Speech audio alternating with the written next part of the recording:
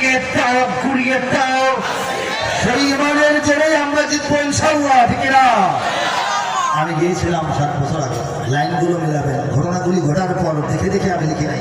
আল্লাহ আগে লেখাইছেন, পরে ঘটনা ঘটাইছেন, আপনারা মিলাই দেন। ইমানের সৈনিকেরা ভয় পেও না, রাত্রি আধার হচ্ছে বলে।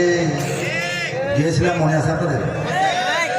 যত রাত হোক না আধার আসবে সকাল সময় হলে, যত রাত হোক না আধার আসবে সকাল সময় হলে।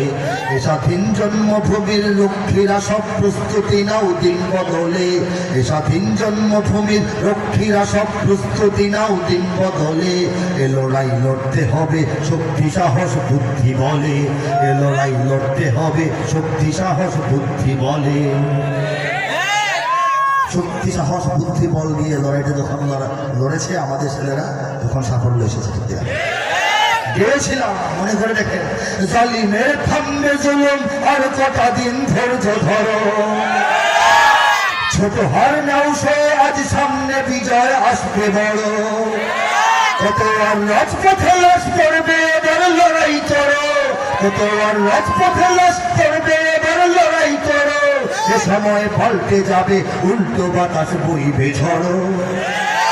শহীদের রক্ত ধারায় এ দেশের পাড়ায় পাড়ায়, সময়ের এক ইশারায়, সময়ের এক ইশারায় লক্ষ আগুন উঠবে জলে। সময়ের আগে কিছু হবে না, ভিজা লাকড়ি চুলার মধ্যে ফেলাইলে লাভ হবে না, ঠিক না বলেন? লাকড়ি শুকিয়ে শুকিয়ে মোচমোচা ঝঞ্ঝনা হয়ে যাবে, আগুন কাছে দিয়ে নিতে পারবেন না, হুরুপ করে ধরে যাবে, ঠিক না? রব্বুল আলামিন গোটা বিশ্বের মুসলমানদের অন্তরগুলিকে লাকড়ির মতো শুকাচ্ছেন।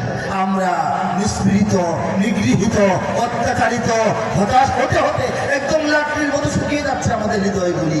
কারণ আল্লাহ যখন আগুন জ্বালাবেন, সহজে আগুন জ্বলবে, ঠিক কিনা বলেন? গিয়েছিলাম আরো 5 বছর আগে। কি গিয়েছিলাম শোনাবে তো? মিলায় দেখবেন। গিয়েছিলাম টেকনাফ থেকে তেতুলিয়া জেগে ওঠো, লাঠি বাঁশ কেটা হাতে নিয়ে এসেছে। আমি সেনাবাহিনীকে বন্দুক নিয়ে আসতে বলি নাই, আমি সর্বসাধারণকে লাঠি বাঁশ কেটা নিয়ে আসতে বলছিলাম। এছাড়া সমাধান হওয়ার কোনো সুযোগ ছিল না, সম্ভাবনা ছিল না। টেকনাফ থেকে তেতুলিয়া জেগে ওঠো, লাঠি বাঁশ কেটা হাতে নিয়ে এসো ছুটে। রণহুঙ্কারে জাগাও বজ্র মুঠো, দেশটাকে দেখো বিদেশিরা নিল লুটে। জাগো জাগো বাঁচাও বাংলাদেশ, তোমার আমার প্রাণের বাংলাদেশ। পরের লাইনে গিয়ে